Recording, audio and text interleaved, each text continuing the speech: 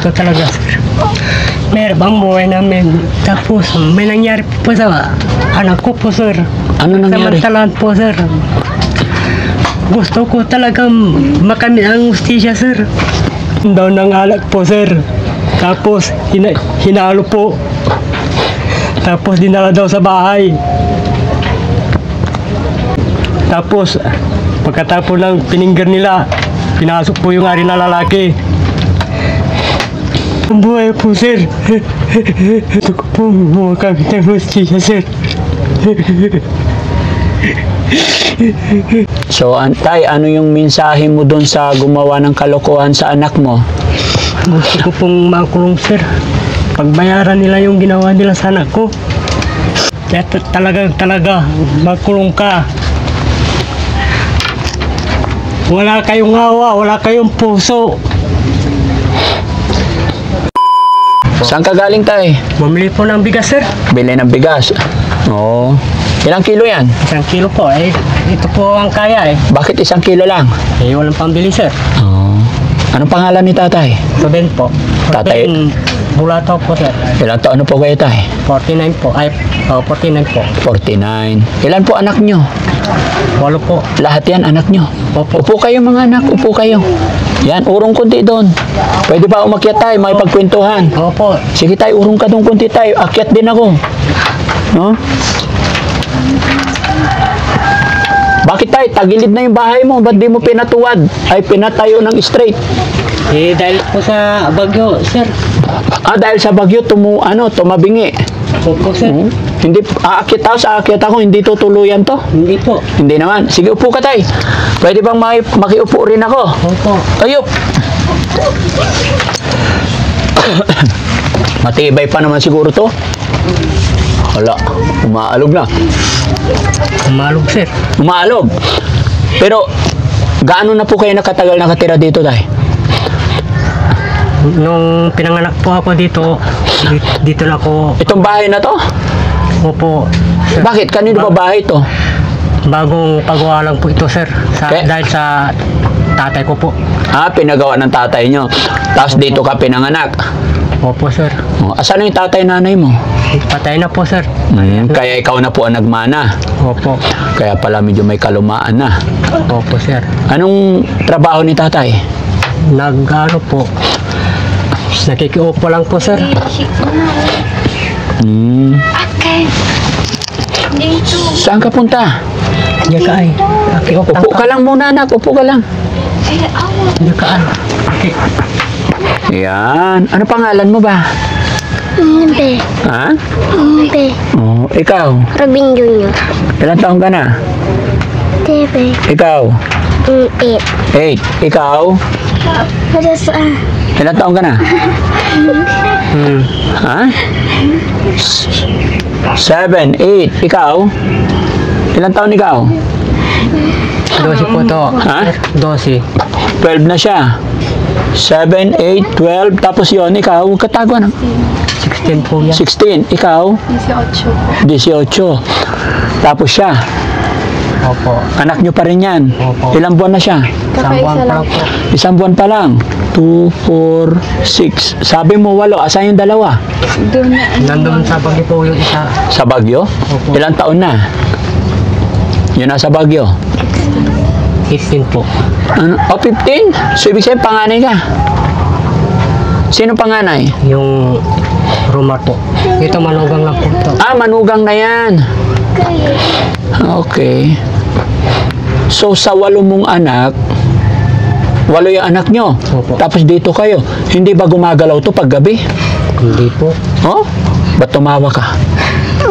Ba't tumatawa si nanay? Nay, kumusta si nanay? Sorry tay ha. May problema po ba si nanay? Wala po. Hindi, kinakausap ko kanina, hindi halos mapagsalita, bulol. Ano po, sa salita po. Yung dila niya po, maiksi. Ayun lang naman. Opo. Gaano po kahirap buhay dito, tay? May pambuhay, tiyaga lang po. Tay, Ito talaga, sir. Meron buhay namin. Tapos, may nangyari po sa anak ko po, sir. ano nangyari? Samantalaan po, sir. gusto ko talagang makamit ang hustisya, sir. Kasi matagal na po eh. Kahit isang tuka dapat. Kasi may kapansanan po yung anak ko. Dapat. Hindi naman po binaboy. Ay bakit? Ano bang ginawa sa anak mo? Alin na anak mo yon? Anong ginawa tay sa anak mo? Hindi ko po yan, sir. Hanggang ngayon, may dumating na sa pinasakit, puro stent daw, stents.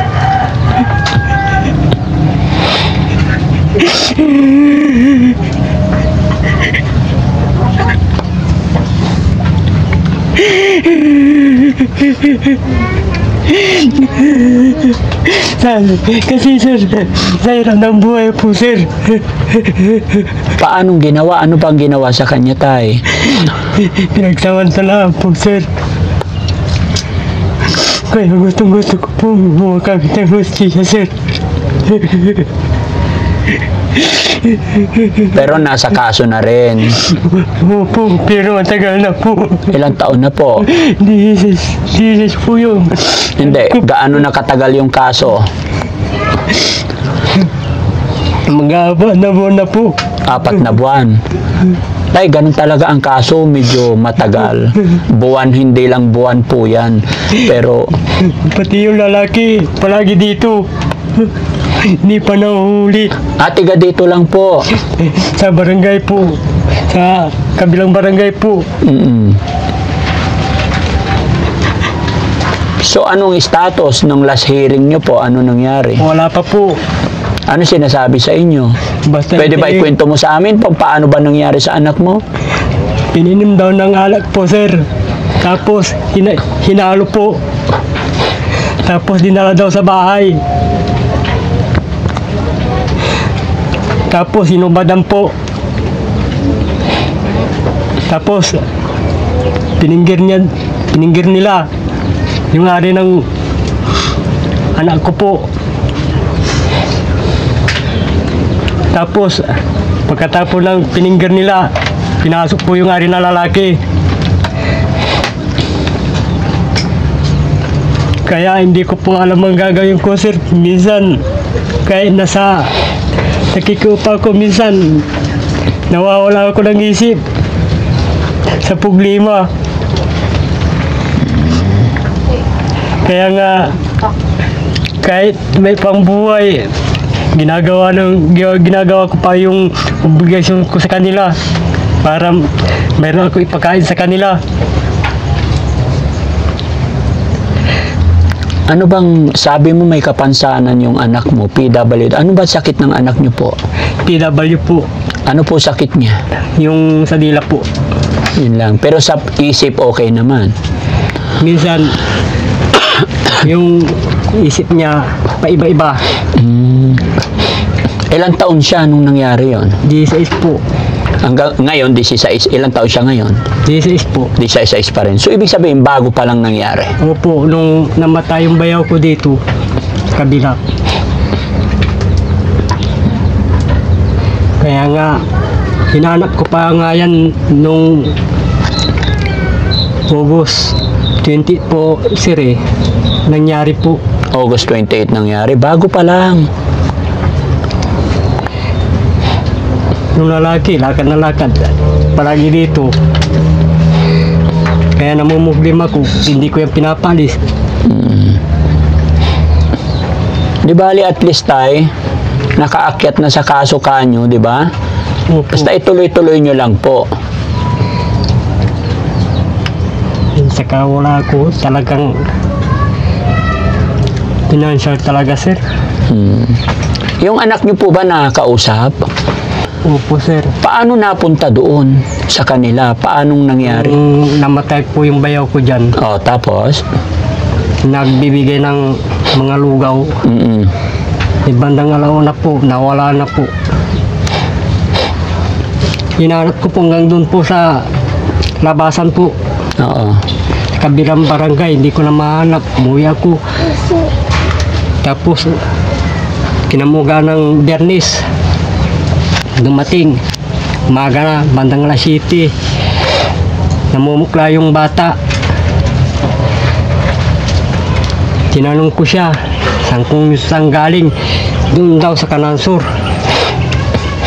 Dinala sa kabilang barangay. Opo. O, tapos?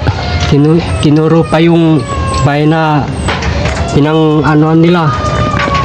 Sinabi nyo sa barangay, nagsumbong kayo sa barangay. Opo. Kaya nga, minsan, hindi ko na po alam ang gagawin ko, sir.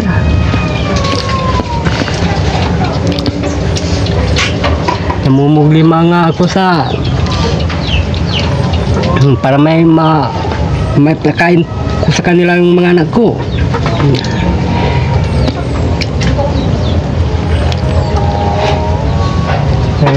Ganito pa yung nangyari sa anak ko. So, Tay, ano yung mensahe mo doon sa gumawa ng kalokohan sa anak mo? Gusto ko pong makulong, sir. Pagbayaran nila yung ginawa nila sa anak ko. Napamedical na ba yung anak nyo po? Oo, kumpleto pa ako, sir. Kumpleto pala. Anong sabi doon? Saan nyo ba inakyat yan? Kasi sa Paupo eh.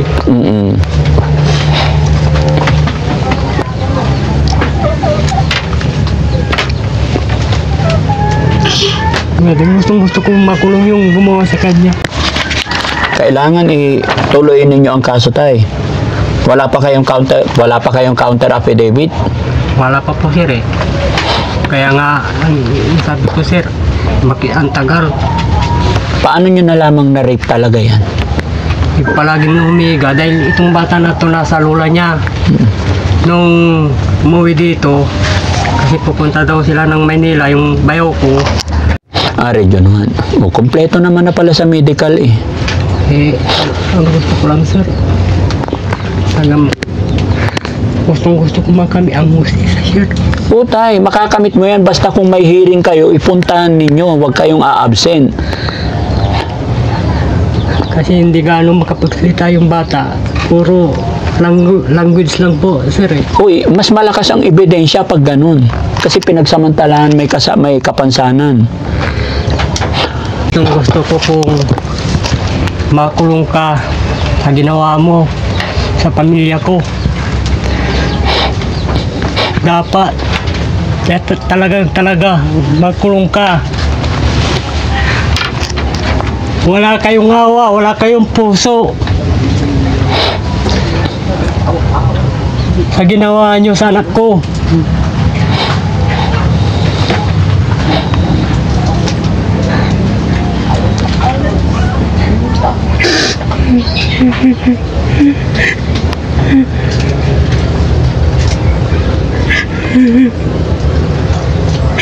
Kasi may ibang buhay namin.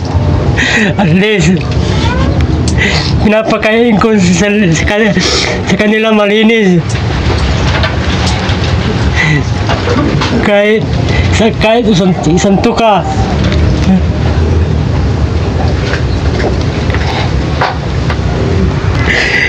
Gusto ko pong may taguyod yung mga pamilya ko. Kahit mahirap ang buhay. Mga kapatid mo, Tay, wala ba nakatulong sa'yo mga kapatid? Meron po.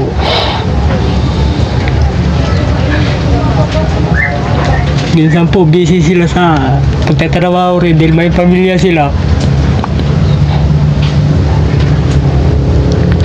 Anong naramdaman mo, Tay, nung nalaman mong na-rape yung anak mo? Masakit po.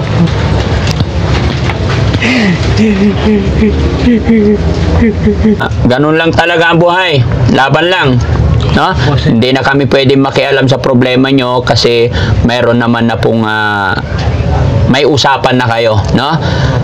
Hiling ko na lang po na sana makamit ninyo yung hustisya. Huwag na lang po kayong susuko, laban lang po, no? Sunod, ingatan mo lang yung mga anak mo, huwag na lang pong gala-gala, no? Opo, sir. So, sa isang buwan yung anak nyo, nabunso? Opo. Ilan pa po plano yung anak, Tay? Tama na po yan, sir. Laigit na si nanay. Mag-ano po yung Implant po. Ah, okay. Meron na. Ikakabitan lang Ay, po. kakabit pa lang. Delikado tayo. Baka after 3 months, mabuntis na naman. Nagagamit ng pills. Ah, may pills na. Upo. Kasi kung 8 na yung anak mo, tay, Ayaw ko na rin po, sir. ayaw mo na. Dahil baka hindi ko sila mapakain. Oh, pero yung 8, kaya pa. Kaya sir, kakayanin. Kahit mayroon ang buhay. No? Yun, importante yun tayo, yung family planning para hindi masyadong mahirap, no? Opo, sir. Okay, kumusta naman ang bagyo dito tayo? Gaano kalakas? Malakas po, sir. Natanggalan ng bubong yung bahay ko. Ah, natanggalan yan. Opo. Kinabit mo lang. Opo. Parang wala naman natanggal. Yung sa dulo po, sir. Ah, natanggal. Oo, sa bagay, pag ganitong bahay talaga. Ano yun, pag malakas ang bagyo tayo, paano ginagawa? Bukas bintana para labas ang hangin. Opo, sir. Buti hindi natanggal yung mga dingding. Yung dyan po, lumingis. O lumihis. Yung mga, ano po, yung hero po. Mabuti, hindi natanggal. Yung dito, lumihis lang. Oo. Nakita ko tayo, bumili ka ng bigas. Opo, sir. 1 kilo ba yon? Opo, sir. Ay, ano ulam nyo ngayon? Bagoong. Bagoong. Ang daming anak. Wala akong magagawa, sir Wala bang gulay dyan? Kuha ka talbos ng gulay. Wala po, sir. O kaya yung kawayan, labong. Maraming kawayan sa likod. Malalim yung tubig, sir. Pag malalim tubig, hindi makakuha? Opo, sir. Saka hindi naman pwedeng kumuha ng hindi sayo. Ah, ganun. So, ngayon, anong trabaho mo ngayon, Day? Nag-ano po, naglilinis po. Saan? Diyan lang po. Magkano arawan mo po? Yun sa 400. Ilang taon ka na ulit, Tay? 49 po. 49, bata pa. Sige, Tay. May dala ko dito. Sana makatulong, no? Pambili ng ulam. Kamay po, Tay.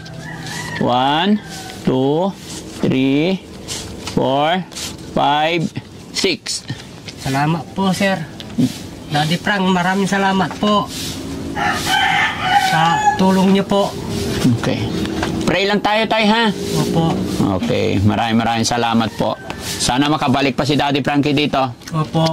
Okay. So, ayun mga kababayan, mga kabarangay. Maraming salamat po sa inyong lahat. Mag-iingat po tayo parate and God bless po. Hello, sir. Kagawad, papikot daw. Maraming Salamat, sir, ha? Salamat. Pangalan niyo, sir? Iglesias, Kagawad. Kagawad din si sir. Ricardo Macarag. Salamat, ha. Pasensya na. Nagawin. Sige po. Hindi against the light. Abanti tayo konti rito. Dito po, sir. Sige. Malilinis kami. Hindi, okay lang yan. Malilinis kami, Mangga, sir. Okay lang yan. Walang problema. Pare-parehas lang tayo. Yan. Laging bukid din si Daddy Frankie. Huh? Salamat, sir. Salamat po. Salamat, sir, namin. God bless, God bless.